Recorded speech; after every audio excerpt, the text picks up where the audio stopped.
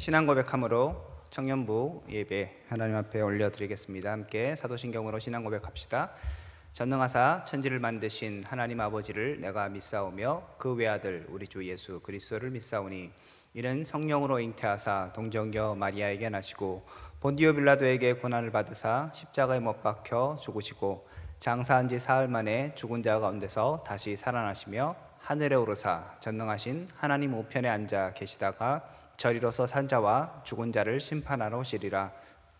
성령을 믿사오며 거룩한 공예와 성도가 서로 교통하는 것과 죄를 사하여 주는 것과 몸이 다시 사는 것과 영원히 사는 것을 믿사옵나이다. 아멘. 우리 함께 로마서 15장 14절에서 21절 보도록 하겠습니다. 로마서 15장 14절에서 21절입니다. 제가 읽도록 하겠습니다. 내 형제들아 너희가 스스로 선함이 가득하고 모든 지식이 차서 능히 서로 권하는 자임을 나도 확신하노라. 그러나 내가 너희로 다시 생각나게 하려고 하나님께서 내게 주신 은혜로 말미암아 더욱 담대히 대략 너희에게 썼노니 이 은혜는 곧 나로 이방인을 위하여 그리스도 예수의 일꾼 되어 하나님의 복음의 제사장 직분을 하게 하사 이방인을 제물로 드린 것이 성령 안에서 거룩하게 되어 받으실 만하게 하려 하심이라. 그러므로 내가 그리스도 예수 안에서 하나님의 일에 대하여 자랑할 것이 있거니와 그리스도께서 이방인들을 순종하게 하기 위하여 나를 통하여 역사하신 것 외에는 내가 감히 말하지 아니하노라. 그 일은 말과 행위로 표적과 기사의 능력으로 성령의 능력으로 이루어졌으며 그리하여 내가 예루살렘으로부터 두루 행하여 일루리곤까지 그리스도의 복음을 편만하게 전하였노라. 또 내가 그리스도의 이름을 부르는 곳에는 복음을 전하지 않기를 힘썼노니 이는 남의 터 위에 건축하지 아니하려 함이라. 기록된 바 주의 소식을 받지 못한 자들이 볼 것이요 듣지 못한 자들이 깨달으리라 함과 같으니라. 아멘. 추석 연휴 잘 보내셨습니까? 예, 다들 추석 연휴를 너무 잘 보내셔서 그런지 안 보이는 얼굴이 많은 것 같습니다. 우리 이제 계속해서 로마서 보는데 거의 이제 막바지에 다다르고 있습니다. 12장부터 그리스도인은 어떻게 살아야 되는가에 대해서 살펴보고 있었고요. 이제 그 얘기도 다 마무리되었고요. 이제 마무리하면서 사도 바울이 자신의 이제 전도 계획과 내가 이제 로마로 방문해야 되겠다 여러 가지 일을 하면서 마무리하는 이제 작업입니다. 인사하고 그런 부분입니다. 그래서 오늘은 사도 바울이 지금 자신이 왜 이 로마서를 썼는가 다시 한번 생각해보고 그리고 자신이 이 복음에 대해서 어떻게 생각하고 있는가 이 부분을 조금 살펴보도록 하겠습니다. 오늘 본문에 보면 사도 바울이 자신이 왜 이 로마서를 썼는가에 대해서 얘기를 하는데요. 15절입니다. 그러나 내가 너희로 다시 생각나게 하려고 하나님께서 내게 주신 은혜로 말미암아 더욱 담대히 대략 너희에게 썼노니 이렇게 얘기하죠. 그러니까 지금 사도 바울이 이 로마서를 쓴 이유에 대해서 얘기하는데 너희로 다시 생각나게 하려고 라고 얘기합니다. 그러니까 지금 로마에 있는 그 사람들이 이 복음을 듣고 뭔가 생각나야 된다는 것이죠. 무엇이 생각나야 되겠습니까? 당연히 복음이겠죠. 그런데 14절에 보면 그 이제 로마의 사람들이 어떤 사람인가에 대해서 얘기합니다. 내 형제들아 너희가 스스로 선함이 가득하고 모든 지식이 차서 능히 서로 권하는 자임을 나도 확신하노라 라고 얘기하죠.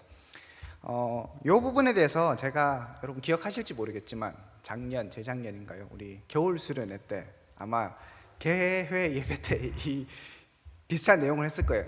로마서를 이제 시작할 때 사도 바울이 자기가 이 로마 성도들이 굉장히 믿음이 있다는 것을 강조합니다. 너희의 믿음이 참 좋아서 소문이 다 날 정도다라고 분명히 얘기를 하거든요. 그런데 그런 이제 로마 사람들에게 1장 8절에 보면 이렇게 돼 있어요. 먼저 내가 예수 그리스도로 말미암아 너희 모든 사람에 관하여 내 하나님께 감사함은 너희 믿음이 온 세상에 전파됨이로다. 너희 믿음이 온 세상에 전파되었다고 얘기합니다. 그래서 내가 감사하고 있다 얘기하죠. 자, 그런데 나는 너희에게 복음을 전해야 되겠다. 1장 15절에 보면 그러므로 나는 할 수 있는 대로 로마에 있는 너에게도 복음 전하기를 원하노라 라고 얘기합니다. 오늘도 같은 내용인 거예요. 지금 로마 이 사람들은 14절에 보니까 너희가 스스로 선함이 가득하고 그리고 모든 지식이 차서 능히 서로 권면하는 자임을 내가 알고 있다. 내가 확신하고 있다고 얘기하는 것이죠. 그러면 굳이 복음을 가르쳐 줄 이유가 없는 것이죠. 로마서를 쓸 이유가 사실은 없어요. 그죠? 그런데 지금 내가 로마서를 쓰고 있다는 걸 얘기하는 거예요. 너희는 믿음이 너무 좋아서 사람들에게 막 이렇게 전파되고 사람들이 칭찬을 받고 이런 상태이고, 지금 오늘 본문에서도 선함이 가득하고 지식이 참 충만하지만, 그럼에도 불구하고 15절에 보면 그러나, 그죠? 그러나 내가 너희로 다시 생각나게 하겠다라고 얘기합니다. 그래서 은혜로 말미암아 더욱 담대히 대략 너희에게 썼다라고 얘기하는 것이죠. 지금 사도 바울은 복음을 듣지 않아도 될 것 같은 로마 사람들에게 복음을 다시 전하고 있습니다. 우리 로마서 1장부터 계속적으로 살펴봤던 내용이 무엇입니까? 결국 율법이 아니라 믿음으로 구원 얻는다. 너희는 아무것도 아니다. 너희는 다 죄인이다. 나와 너 모두 다 죄인이고 우리에겐 희망이 없다. 예수 그리스도 외에는 아무런 대안이 없다. 예수 그리스도만이 율법을 온전히 이루신 분이다. 이것들을 계속 강조했잖아요. 자, 이것을 너희에게 생각나게 하려고 이 로마서를 썼다고 지금 얘기하는 것입니다. 복음을 듣지 않아도 될 것 같은 그 사람들도 생각나야 하는 것이죠. 무엇이? 복음이. 그 복음의 내용은 우리가 지금까지 계속 살펴봤던 그 내용입니다. 그리고 12장부터 그 복음을 누린 그 사람들이 이제는 율법의 어떤 명령으로 선한 행위를 하고 다른 사람 섬기는 것이 아니라 복음의 감격에 의해서, 그리고 하나님이 누구인가를 알기 때문에, 복음이 무엇인가 알기 때문에 그런 선한 일을 해야 된다는 것들을 지금 사도 바울이 얘기하고 있는 것이죠. 마찬가지입니다. 우리에게도 이 복음은 날마다 기억되어야 하는 것이죠.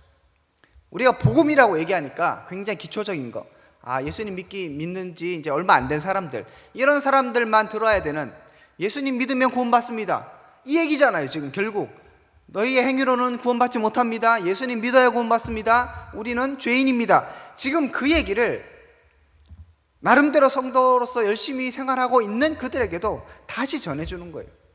마찬가지로 우리도 이 복음을 계속적으로 들어야 되는 것이죠. 로마서는 기초적인 내용이기도 하지만 그 기초는 전부인 것이죠.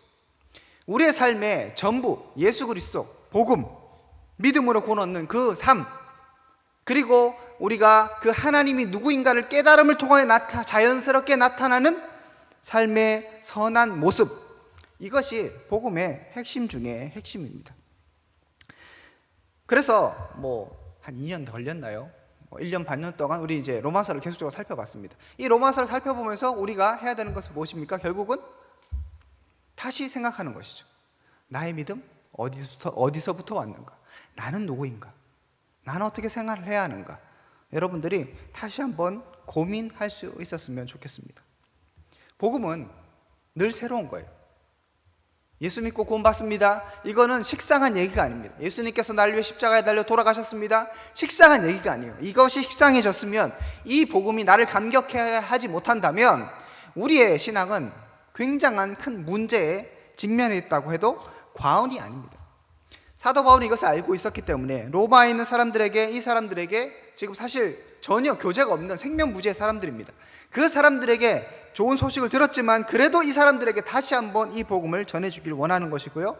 다음 주에 살펴보겠지만, 그래서 내가 너희들을 보고 싶다, 내가 로마에 가야 되겠다라고 얘기하는 것도 바로 이 복음을 다시 한번 전해주고 싶은 마음입니다. 우리 가운데, 여러분 가운데 이 복음이 있습니까? 이 복음이 날마다 계속적으로 전해지고 있습니까? 그냥 기초라고 치부해버리고 아주 저급한 것으로, 혹은 아주 기초적인 것으로 치부하고 이제 계속 어떻게 살아야 되는가, 어떻게 신앙생활하면 더 좋을 것인가, 기도할 때는 뭘 하는 게 더 중요한가, 몇 시간씩 기도하는 것이 좋은가, 이런 얘기를 하는 것은 올바른 신앙의 태도가 아니라는 것이죠. 그 뒷부분이 중요하지 않다는 얘기가 아니라 기초를 놓쳐버리면 우리에게는 아무런 유익이 없습니다. 그래서 사실 저도 마찬가지고 여러분을 대할 때 계속적으로 복음이 무엇인가, 하나님이 누구인가, 우리는 어떤 존재인가, 이것을 끊임없이 전할 수 있었으면 좋겠어요. 저도 이것을 놓쳐버리면, 그리고 그냥 우리 공동체가, 우리 설교회가 어떻게 잘 되는가, 이런 거에 자꾸 집중하다 보면, 그게 나쁘다는 게 아니라 그렇게 가다 보면 본질을 놓칠 수 있는 것입니다. 그래서 제가 오늘 설교의 제목도 다시 생각해야 될 복음, 너희로 다시 생각나게 하겠다라고 지금 바울이 얘기하는 것처럼 우리에게도 다시 생각나는 이 복음이 있어야 합니다.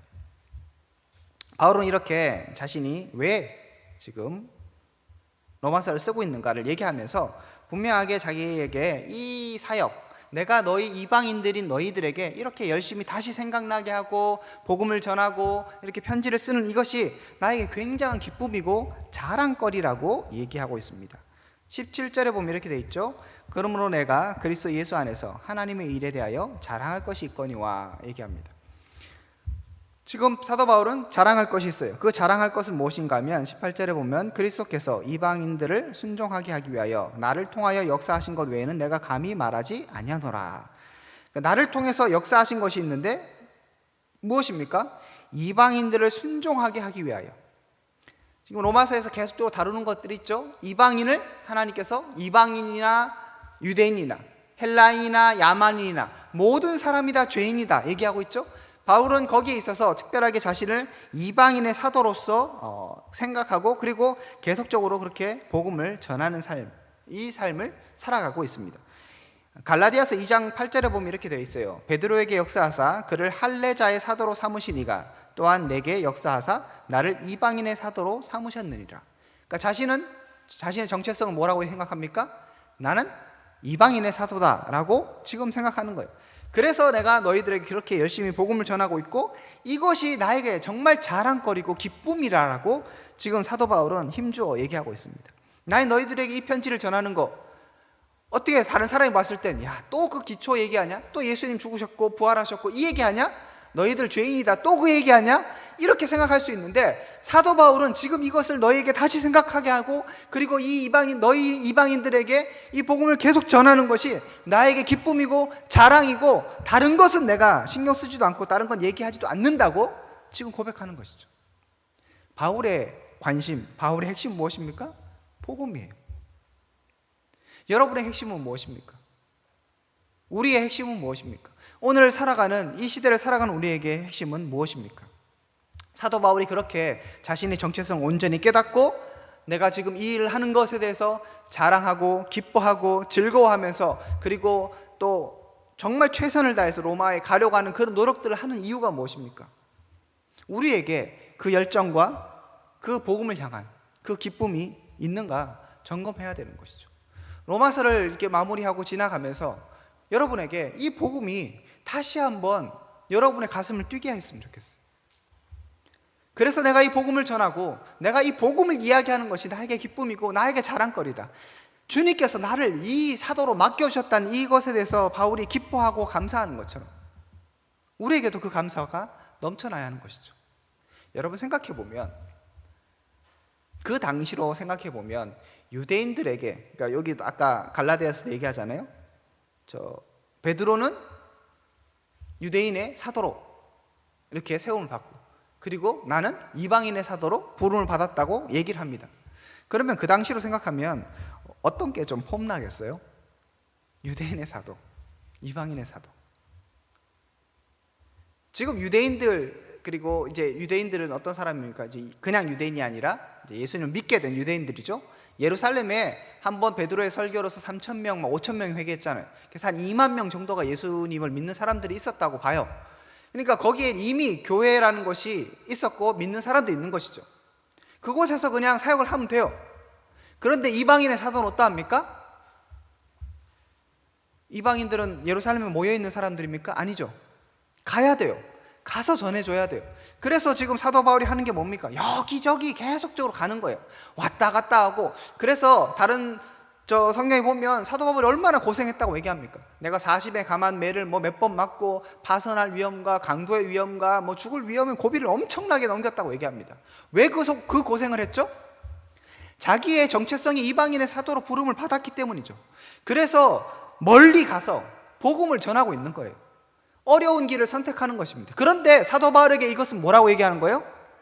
자랑이라고 얘기하는 것이죠.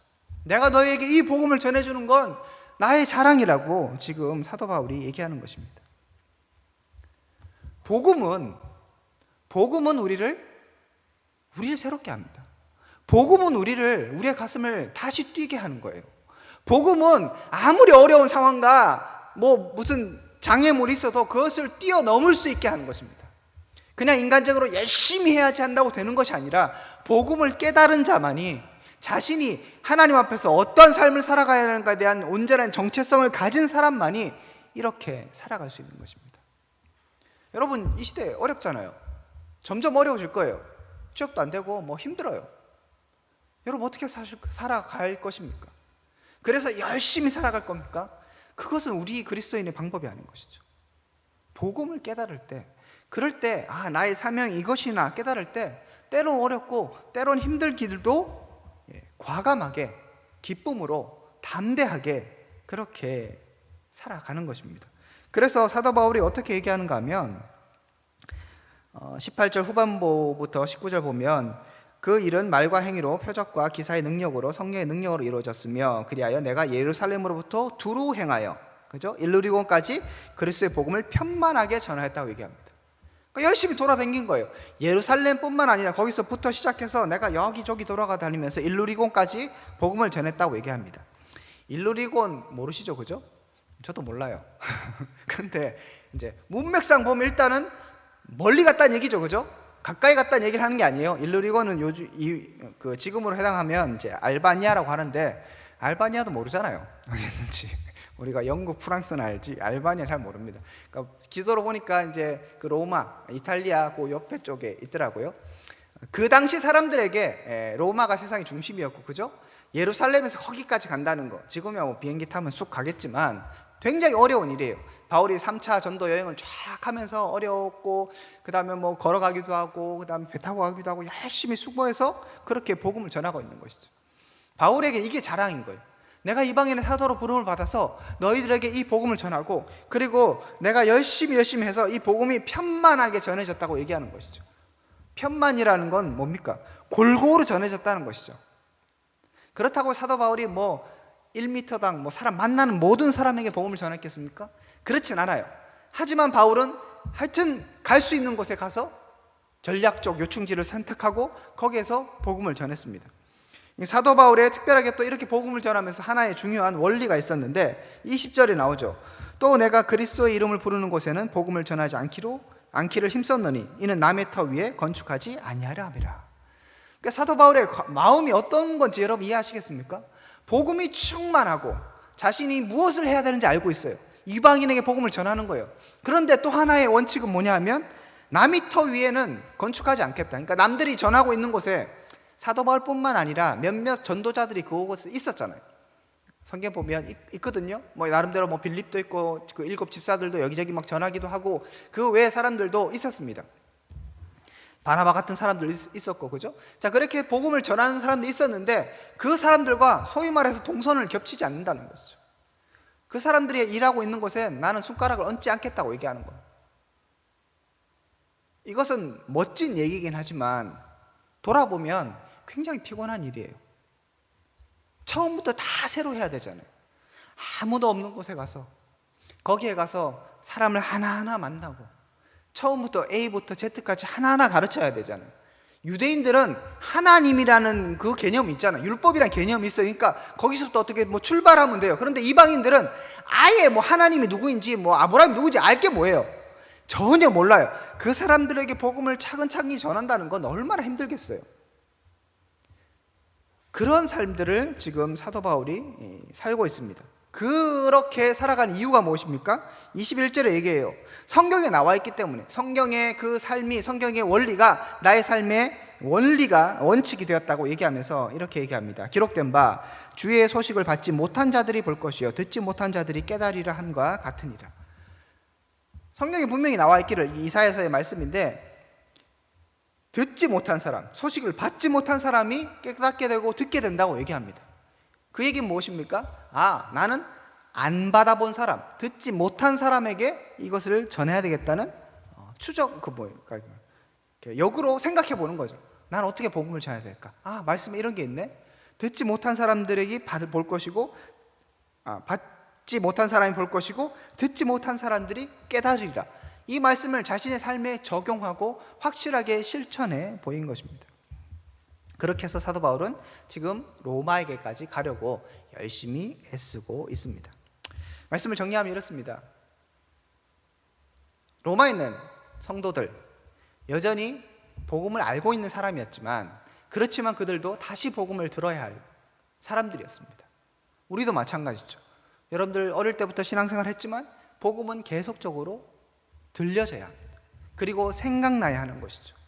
복음은 내가 예전에 중학교 때, 고등학교 때, 혹은 뭐 유초등부 때 그때 예수님 십자가 얘기 듣고 끝나는 것이 아니라, 그리고 나서 더 이상은 나에게 아무런 감격도 주지 않고 그냥 밍숭맹숭한 그런 것이 아니라 계속적으로 생각나야 하는 것이죠. 그것이 생각나야 12장부터 얘기하는 그 복음이 나에게 살아 숨쉬어야 12장부터 얘기하는 삶의 모습이 나올 수 있는 거예요.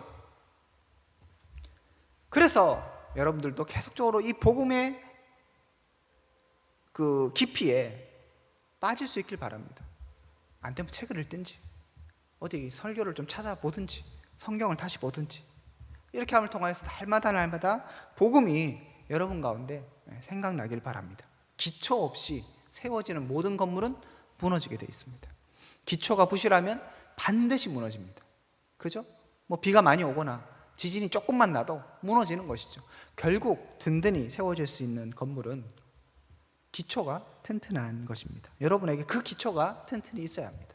자, 그러면서 사도 바울은 다른 로마에 있는 사람들에게 자랑거리가 있다고 얘기하면서, 내가 너희들에게 복음 전하는 거 이거 너무 좋은 것이야.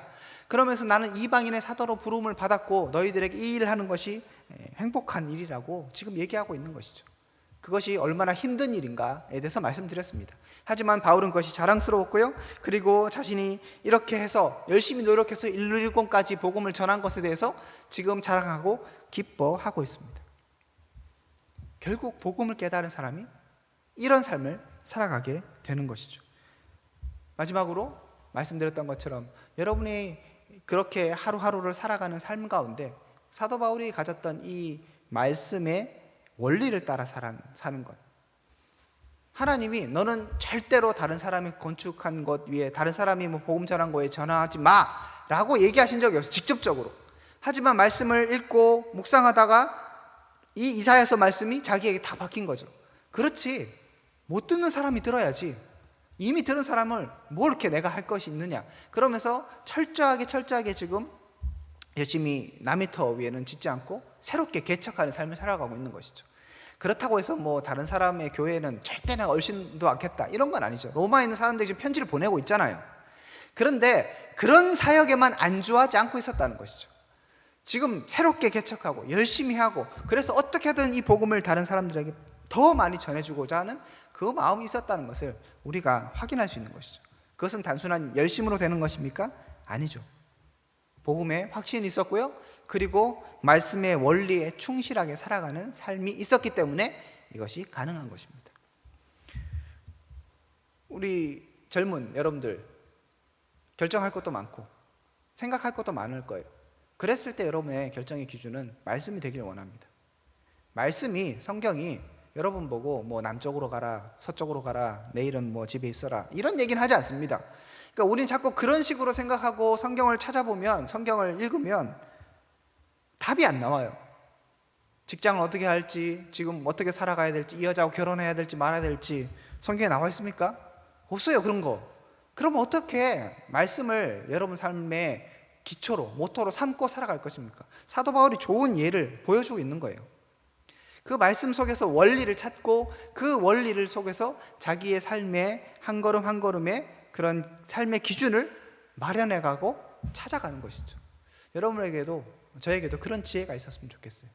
그래서 막연하게 말씀 중심으로 살아간다, 말씀을 따라 살아간다, 이것이 막연한 얘기가 아니라 사도 바울이 자기의 전도의 전략에 있어서의 중요한 핵심을 성경으로 찾았던 것처럼 우리에게도 그런 지혜를 통해서 오늘 이 시대를 여러분들이 말씀으로 살아갈 수 있기를, 그리고 또 복음으로 살아갈 수 있기를 주님의 이름으로 축복드립니다.